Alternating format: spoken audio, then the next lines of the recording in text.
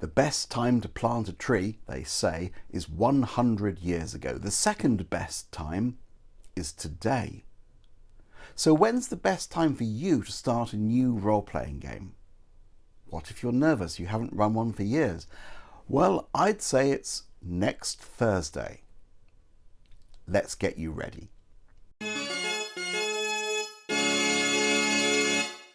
The best time to start your new role-playing game is now. And stick around to the end of this video for my suggestions on how to make starting it off a lot less trouble with a lot less prep. You might have heard of the hero's journey, but what about the game master's journey? Well, it's time to answer our own call to adventure and not worry about the game not being perfect and not worry about where we're going to find the players. If you are an experienced game master with a stable and steady pool of players you can draw from, this video probably isn't for you.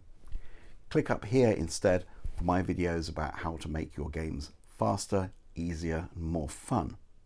But if you've spent years thinking, I really want to start a role-playing game, I really ought to get those books off the shelf, then this is the video for you.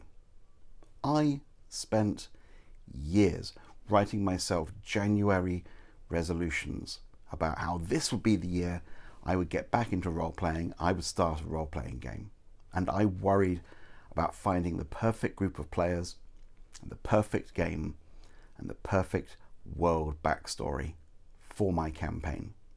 What got me over my difficulty, and I think can get you over yours, is how we approach people with a suggestion to play a role-playing game. They will have heard about Dungeons and Dragons and campaigns that last years, and there's dice and character sheets and figures and painting and all sorts of complicated stuff. They may even have watched people playing a role-playing game on YouTube. This doesn't really help when what we want to do is just get something off the ground. And so what I found is really useful is to do this. To frame it as an experiment. Don't use the words one-off. Don't say a one-off that could turn into a campaign if everyone's into it. Just say, I've got a game. I've never run it. I'd like to try. Can we, just for one evening, try this role-playing game? If it doesn't work, and they're not the right combination of people, there is no expectation that you're going to be continuing week on week endlessly. So I have 3 tips for how to make this work and get you off of your couch and into the GM seat. Number 1, pick a system you've always wanted to run. You might be familiar with it from rereading it many times, or it might be brand new to you, but pick a system you really, really want to run, and your enthusiasm will show through to your players, and you can frame it as an experiment. I've always wanted to run this. Can we have a go for an evening? And that tells them that this is not going to be a big commitment. It's going to be fun. It's going to be short. If it turns into something longer, that's a different matter. But we're framing it to start with as a one-night experiment. Don't say one-off. Don't say a one-off leading to a campaign. Just say an experiment. It fixes their expectations for how it's going to be. They will be entirely happy with you looking up rules in the rulebook if it's an experiment, because it's an experiment for you as well as for them. Number 2, ask all of your friends. Have you ever wanted to play a role-playing game? Maybe you've heard of Dungeons and Dragons. Well, this game is like that. It doesn't matter how unlike Dungeons and Dragons the game is. It's got people with pieces of paper and possibly even dice. In their heads, it'll be like Dungeons and Dragons. Ask all of your friends and look forward to being surprised who says yes, who has actually always been waiting for their call to adventure to have the opportunity that they missed out on when they were a teenager. And 3, connect what you're doing to another event.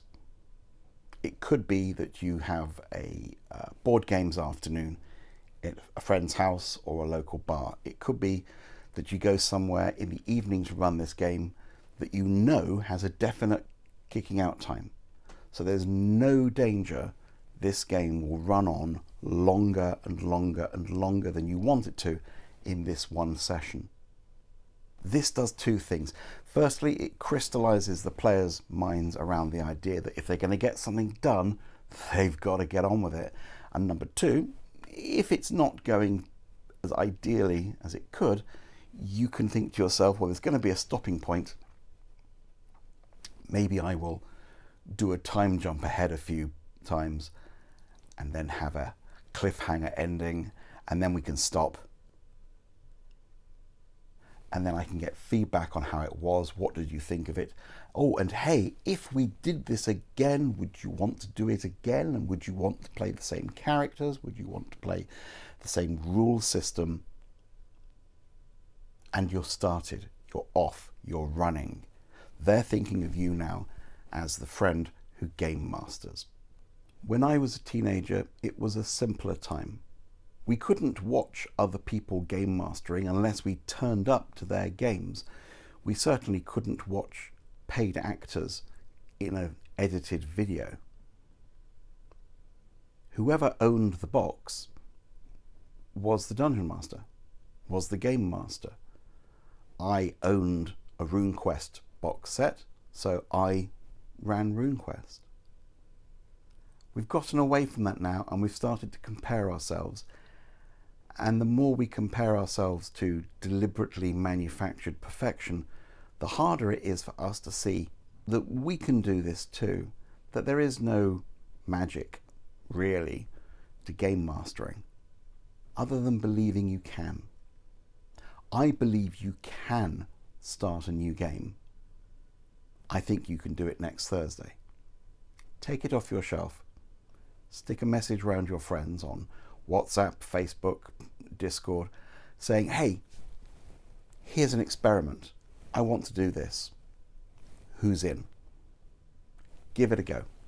Tell me in the comments, what game are you going to run? Not thinking of going to run, you're going to run. You're going to do it. And if you want my opinions on how to start a campaign with minimal world building and absolutely no character backstories, have a look at this video up here. Thank you for watching.